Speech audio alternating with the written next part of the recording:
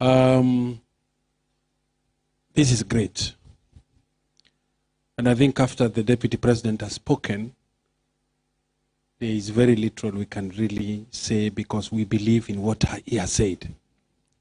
I serve two roles. One is as the governor of Turkana. I'm concluding my term. I've only have 5 months to finish up, and I'm not refusing with the seat. Neither am I forcing it on to the people of Turkana, like what some people are trying to do. But I'm also serving as the head of William Ruto's presidential campaign. And we have a big team. It's not a small team. It's a team of competent professionals that is working with him for quite some time now. I think from that moment you heard that the media back home, the biased media was saying, Ruto has no plan. He's just, this is just political gimmicks. I think they didn't know what they were saying, because that plan was there. And indeed, you have just enriched that plan. Because as constituent or county number 48, you have given your views of what you think are priorities, and these are views that are going to be to inform the charter you are going to sign with the Deputy President. I believe very early in April you'll have to sign that charter, April or May, along with all the other 47 counties who are currently engaging in discussion to set their business plan and the priorities. So it's completely different, and this hasn't been done this way before in Kenya. This is the first time that people can actually be told, tell us the solutions to the problem you are facing, and government will invest into those solutions. Government will prioritize and put resources into that. And I want to thank my colleague, Governor Waiguru, for emphasizing what the bottom-up is, on how we will grow ourselves out of debt through the bottom-up, how we'll grow ourselves out of poverty. And that is a major plan. When you hear a competitor, actually I served for almost 10 years or 12 years with Raila Odinga. I was his vice chair in the party, and I think Owen Baya was the deputy organizing secretary then. But we left because we did not see a plan. We did not see the interest of the people were not being served. It was just a story, a story, a story. At the end of the day, very good manifestos are being put aside and other things are begun. But here we have that plan, the bottom up, and it is a strong plan. It is detailed. It is going to refocus the government of Kenya to be more aggressive in commercial diplomacy. And I know many of you are here, not only sending money, but you want to position yourselves as to take advantage of investments out here and back home. And I think that is going to be the aggressiveness that bottom-up economic plan is going to be emphasizing. A critical component which your chair and Secretary General have spoken into is about the Constitution. I saw you quoting quite a number of articles in the Bill of Rights and other sections saying, this one gives us this right, it's not been effected. UDA, through presidential candidate William Ruto, promises to implement the Constitution to the letter. Not to amend the Constitution and change it, but to implement it, because there are still very good things inside. The entire area of Bill of Rights has very good things. The entire area of environment and natural resources, the entire section on devolution, the entire section on financing. I think all those are areas that we will still want to see the benefits being reaped into. And all that can be, we can be able to get it through the bottom up.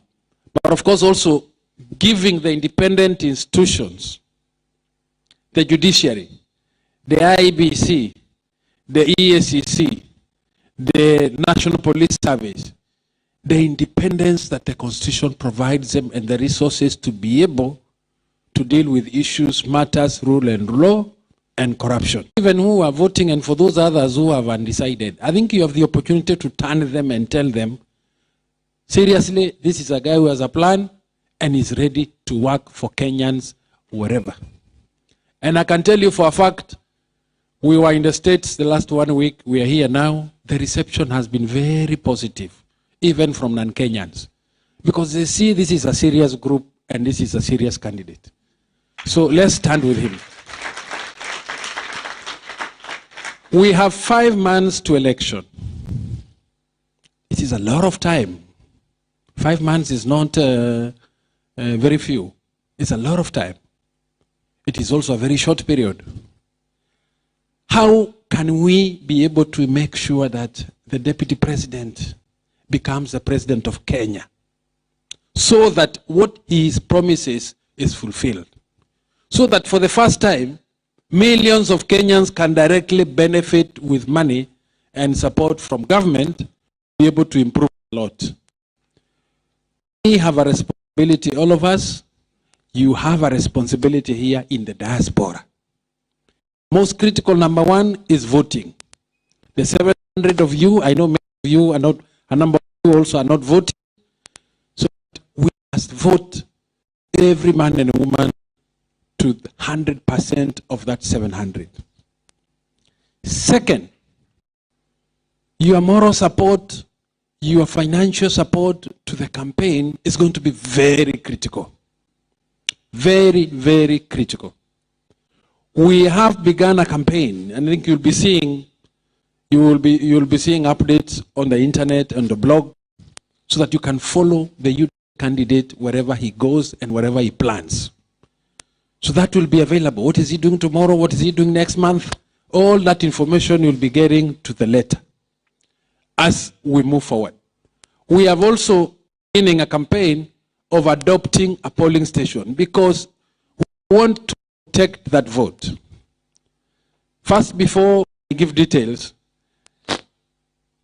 Samuel Ruto and the party UDA is promising a fair and free election. He has been on record that he will accept the results of these coming elections. He has been on record that we will not entertain violence among members of UDA. So UDA must be peaceful during this election. And he has also been on record, which a response that has not been provided, that our competitors must publicly commit. They have not yet. As usual, they have not yet, because that is their route of negotiating handshakes. They have not. And we will continue insisting that they make that commitment of agreeing to the results of of elections. So it is critical mobilize the vote. It is critical protect the vote. I know you have a big following, relatives and friends back home. It is your chance to make sure that those relatives vote where you think results are going to be coming. And for the first time, majority of Kenyans are going to be benefiting. We're beginning a campaign of protecting the vote at the very lowest voting level, the polling center and the polling stations. For your information, we have about 55,000 polling stations, 24,000 polling centers, where the vote is going to be cast, the vote is going to be counted, 290 constituencies where both the count and the tallying, including the presidential vote, is going to be done, which will be final. So it's critical areas where we must protect the vote. We are telling our competitors, protect your vote. We will protect ours. This is where you can be able to make contributions. You can easily adopt your own home polling station or polling center from the village where you come from. You could decide as a group to adopt a ward. You could decide to adopt a constituency or a county. That is your contribution to this campaign that we are looking at. So that the days preceding 9th of August and until the vote is counted, we make sure that we have very good vote protection and we have very few incidences of vote theft. We have also asked the international community and the civil society and the media to make sure that they have deployed as much as possible to all these polling stations, to all the 290 constituency tallying centers, so that at least they can help us be able to relay accurate information and to confirm the results that IBC will be announcing in those stations. Kwa hivyo, we have a very big journey to work together if we have to see the benefits of what we've been told. And I believe that all the issues you've raised here on the diaspora are doable. So let's work together to make sure that they are realized under this presidency. And I can tell you, Raila will be following us here. He will follow us here because he has no agenda.